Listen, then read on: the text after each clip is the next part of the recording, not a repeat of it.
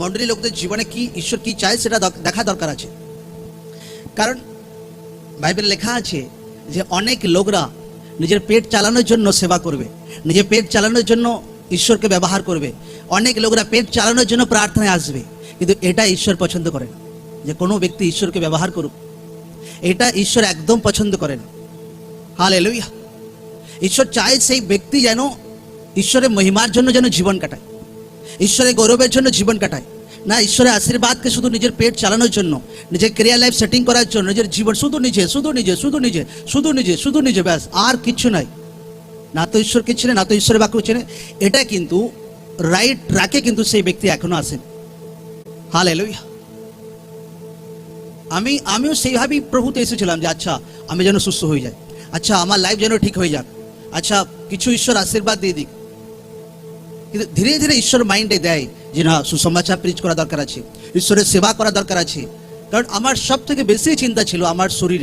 আচ্ছা শরীর ভাই ফিট হয়ে গেলে বেঁচে যায়, আচ্ছা শরীর সুস্থ হয়ে গেলে বেঁচে যায়, আচ্ছা পরিবার ঠিক হয়ে গেলে বেঁচে যায়, আচ্ছা বাচ্চা ঠিক হয়ে গেলে বেঁচে যায়। আজ এই জিনিসটা থেকে লোকদেরকে বেরিয়ে আসা দরকার আছে।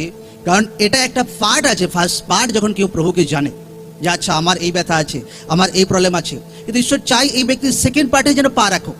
এই নিজস্বতা সারে সব কিছু ভুলে গিয়ে, নিজের পেন, নিজের প্রবলেম, নিজের ট্রাভেল সব কিছু ভুলে গিয়ে এই যেন ঈশ্বরের সুসমাচারে যেন মন দেয়। আমেন। একবার ঈশ্বরের নামে জোরসে তারিফ করি সকলে। হালেলুয়া। এটা ঈশ্বরের ইচ্ছা।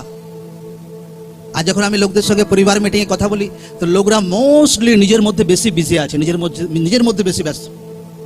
প্রভু আমারটা এটা ঠিক হয়ে যাক, প্রভু আমারটা ঠিক, এটা ঠিক আছে, কিন্তু যেটা ব্রেক থ্রু লোকরা যেটা দেখতে চাইছে যে ঈশ্বর আমার জীবনে কিছু একটা করুক, যেটা আমার আশেপাশে ভাই দুনিয়া কোনোদিন দেখেনি, তো আপনাকে ঈশ্বরের বাক্যের মধ্যে রিয়েল প্রবেশ করতে হবে।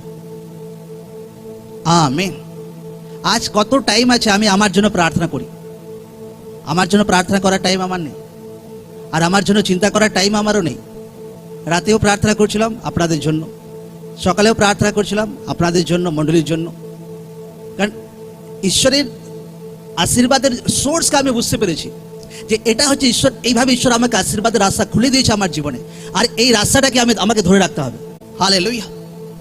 আর আমি বুঝতে পেরে গেছি, নিজে প্রার্থনা করি না এমন নয়, করি, কিন্তু অধিক ধ্যান, আচ্ছা ঈশ্বরের কি ইচ্ছা, ঈশ্বরের কি টার্গেট, আচ্ছা সুসমাচার প্রচার করা, আচ্ছা প্রার্থনা করা লোকদের জন্য, আচ্ছা কেউ অসুস্থ ব্যক্তি আছে, ভাই বোন আছে, তাদের জন্য প্রার্থনা করা বোধ সহকারে যেন ঈশ্বর তাদেরকে সুস্থ করে।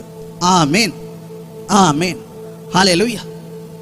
তো লোকদেরকে সুসমাচারে ধ্যান দিতে হবে যে আচ্ছা ঈশ্বরের দাদাসেরা সুসমাচারে প্রচার করে, ঈশ্বর তাদেরকে দাঁড় করিয়েছে, আমার কাজ কি? আমার কাজ তাদের জন্য প্রার্থনা করা।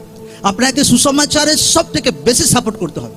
এই নয় যে বীজ বোনানো, বীজ বোনা ছাড়াও আরও অনেক কিছু আপনার রোল আছে। যে আচ্ছা ঈশ্বরের দাদাসেরা সুসমাচারের জন্য ঈশ্বর তাদেরকে দাঁড় করিয়েছে, আমার কাজ কি, আমার ডিউটি কি? হর দিন 10 মিনিট 15 মিনিট বোঝ সহকারে একদম ফায়ারের সহিত তাদের জন্য প্রার্থনা করা, তাদের বাচ্চার জন্য প্রার্থনা করা, তাদের পরিবারের জন্য প্রার্থনা করা, কারণ তারা সুসমাচারে অনেক কিছু কাজ তারা করছে একদম। আমেন।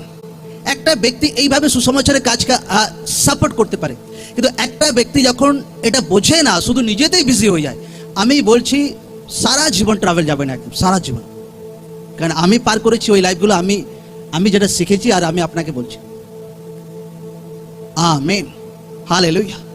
যখন কোনো ব্যক্তি নিজের জীবনে আপনি প্রবলেম দেখেন, প্রবলেম আসে, এটা কমন ব্যাপার, কিন্তু বেরিয়ে আসার রাস্তাগুলো আমি বলে দিচ্ছি। আপনাকে অধিক পরিমাণে ঈশ্বরের কাজে ধ্যান দিতে হবে, অটোমেটিক প্রবলেম দূর হবে, অটোমেটিক একদম। আমেন, হালেলুয়া, জয় যিশু। এই জন্য লোকরা ঈশ্বরকে ইউজ না করুক, ব্যবহার না করুক নিজের জীবনে, যে প্রভু মতলব আমার জীবনে প্রবলেম সলভ হবে, প্রভু মতলব আমার জীবন সেট হবে, ব্যাস আর কিছু নয়। নো, আপনি একটা ঈশ্বরের পুত্র আছেন, আপনি একটা ঈশ্বরের কন্যা আছেন, ঈশ্বরের ভবনে আপনার অনেক বড় রোল ঈশ্বর দিয়েছে, যেন আপনি নিজের জন্য প্রার্থনা করতে পারেন এবং তার সাথে সাথে ঈশ্বরের সুসমাচারে যেন আপনি সাপোর্ট করতে পারেন, দাদাসের জন্য যেন বোধ সহকারে প্রার্থনা করতে পারেন, মণ্ডলীর জন্য বোধ সহকারে প্রার্থনা করতে পারেন, দুসরা খ্রিস্ট ভাই বোনদের পাস্টারদের জন্য বোধ সহকারে যেন প্রার্থনা করতে পারেন। আপনি যেন কোথাও যাচ্ছেন সেখানে যেন সুসমাচার দিতে পারেন বোধ সহকারে, নিজের রিলেটিভদের মধ্যে সুসমাচার দিতে পারেন বোধ সহকারে। এইটা হচ্ছে আপনার ডিউটি, এইটা হচ্ছে একটা মণ্ডলী লোকদের রোল। জোরসে বলবো আমেন, আমেন, আমেন।